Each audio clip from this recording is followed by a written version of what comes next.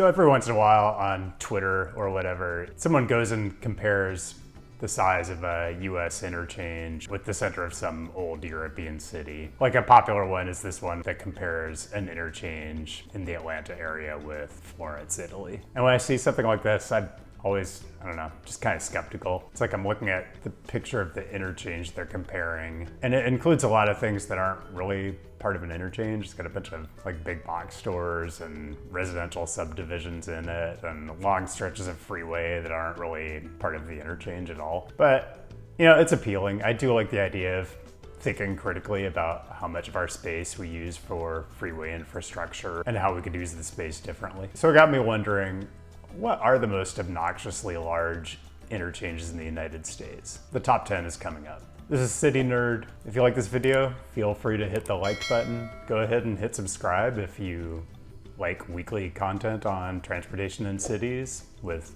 an analytical bent and probably too much sarcasm for my own good. So let's go ahead and concede that the existence of enormous interchanges represents a values decision that we've made as a society on some level, that allowing people to drive unimpeded at the maximum allowable speed is more important than having, I don't know, maybe not like the Duomo, but at least some sort of pleasant urban environment. I guess part of my hesitation with posts like this is, if the point is that interchanges are big and the space can be used for something better, then let's at least choose a remarkably huge interchange. Not that the Cobb Cloverleaf isn't big.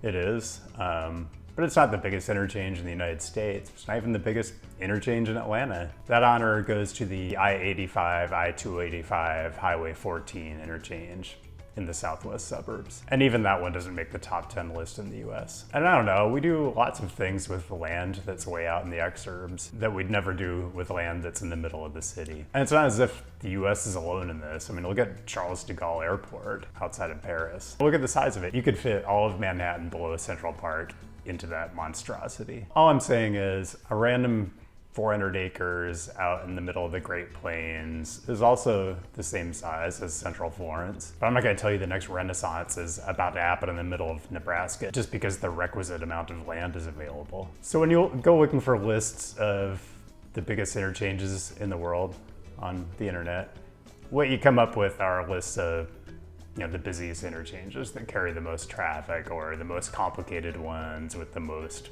windy connections. But when I say biggest interchanges, I mean biggest. I want to know which ones have the largest physical footprint. Now, for this video, I wanted to give this the veneer of objectivity by actually measuring a whole bunch of interchanges, which I did, but then also kind of melding it with some kind of factor on the urban context to figure out which was actually the most egregiously offensive interchange. That got muddy really quickly, so instead I'll just count through my 10 and kind of explain my thinking as I go through. So one thing to note, major interchanges that are downtown in a big city are definitely offensive in their own way, but those ones tend to be relatively compact. Instead, I wanted to focus on interchanges where the size in itself was impressive in exactly the wrong way. So these are all gonna be interchanges that are over 250 acres. And for each one, I'll compare it to a relevant geographic feature, just to give you a sense of the scale. So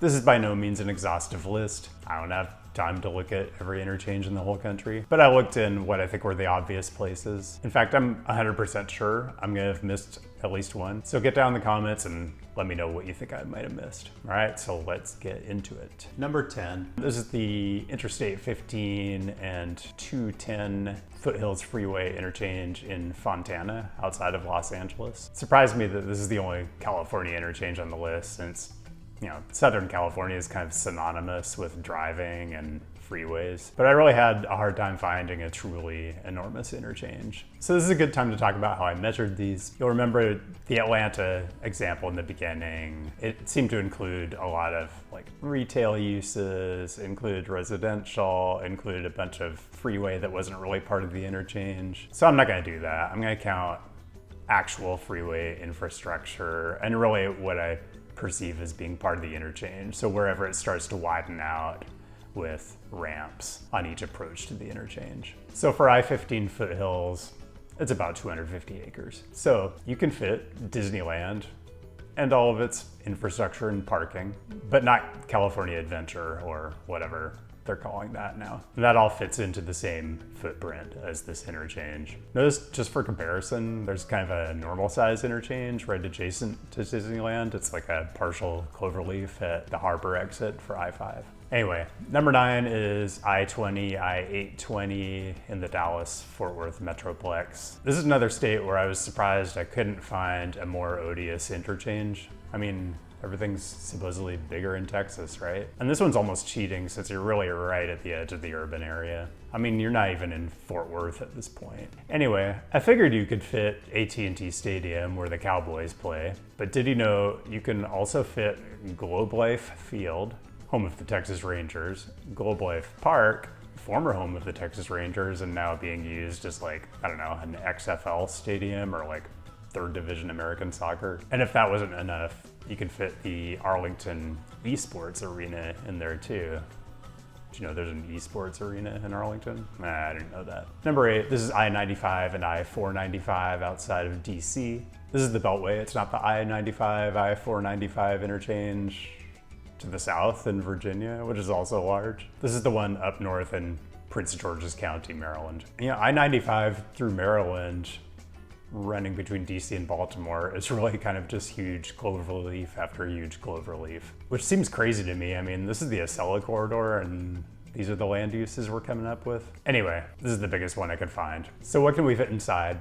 How about the White House, the Ellipse, Washington Monument, the reflecting pool, and the Lincoln Memorial. Number 7, this is I-70 in Indianapolis, Indiana, and there's just a lot going on here. You've got Reagan Parkway to the north, Metroplex Parkway to the south, a bunch of braided ramps over to the airport access. The whole thing is close to 300 acres, which is about the size of the Indianapolis Motor Speedway, which is also, I don't know, maybe not the best use of urban land.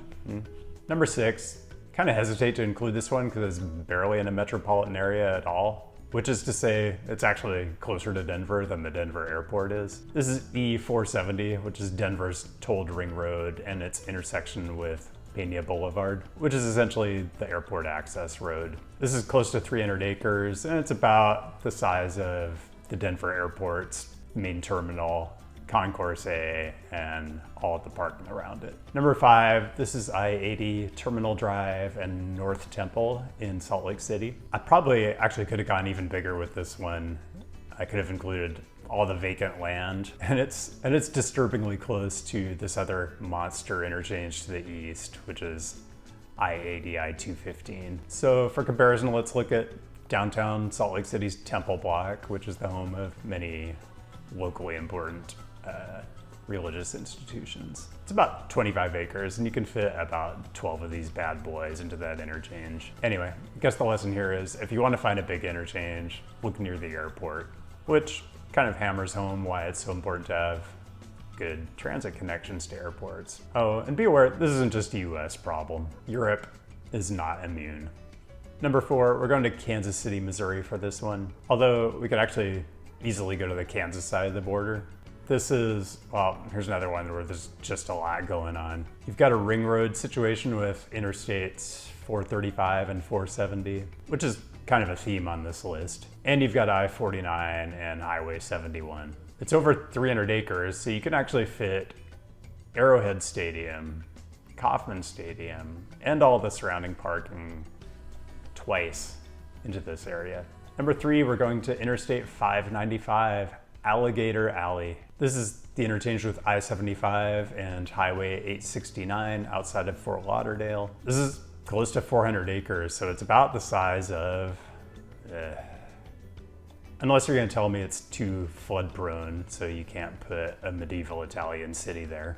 No, it's fine. Number 2, this is Interstates 95, 295, and 495. We got all the 95s. And Highway 202, just south of Wilmington, Delaware, which isn't in itself a huge metropolis, but it is kind of dead center of the busiest part of the Acela corridor. Now, maybe you're gonna tell me this is a wetland. We couldn't use it for housing or commercial space or whatever. But if it's an important wetland, why are we building an enormous amount of freeway infrastructure there? That just never made sense to me.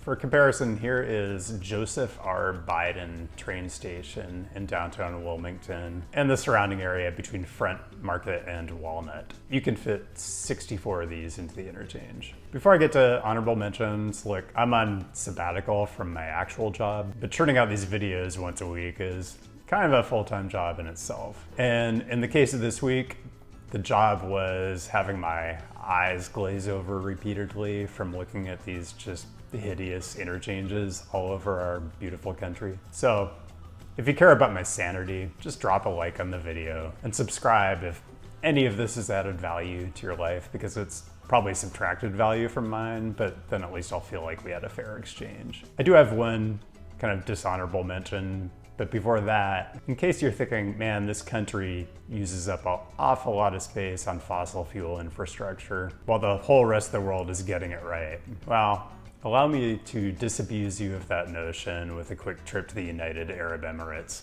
Man, the UAE loves big interchanges. I could show a whole bunch of examples that are around twice the size of the Texas and California examples. But let's just go with this one at E31 and Al Warqa, a little north of Abu Dhabi. It's roughly 3 Burj Khalifas laid end to end in each direction. Just awesome. My dishonorable mention, which I actually thought about putting on the list. I mean, it's sort of in a city, but not really. This is I-70, I-470, and Highway 4, just outside of Topeka, Kansas. You know, I just always find such interesting things that I didn't know about before when I research these videos. I didn't expect Topeka, Kansas, or really anywhere in Kansas to show up, but here we are. I had no idea, for example, that Kansas has a turnpike with toll plazas on it. Kansas. All right, number 1, I mean, it had to be Detroit, didn't it? This is Interstates 96, 275, and 696, and Michigan 5 in Farmington Hills and Novi, Michigan. Is that how you pronounce Novi? Novi? I don't know. This one is just a complete madness. I think whoever designed this was on Quaaludes or something. This is around 1,000 acres. For the comparison, we're going to the Big House, the home of the University of Michigan Wolverines. Michigan Stadium seats about 108,000, which I believe makes it the largest stadium in the world outside of, I don't know, North Korea and I think a cricket stadium in India. So I know I have some overseas viewers, and some of you may be wondering why the largest sports stadium in the US is dedicated to an amateur level American football team. Kind of like a second division team, although it's the Big Ten, so maybe third or fourth division. I mean, it would be like if the largest soccer stadium in England was devoted to, I don't know, like Arsenal Football Club. Anyway, you could fit about 60 Michigan stadiums in this interchange, which would seat around 6 million people. That's all I've got. Thanks for tuning in, and we'll see you next time.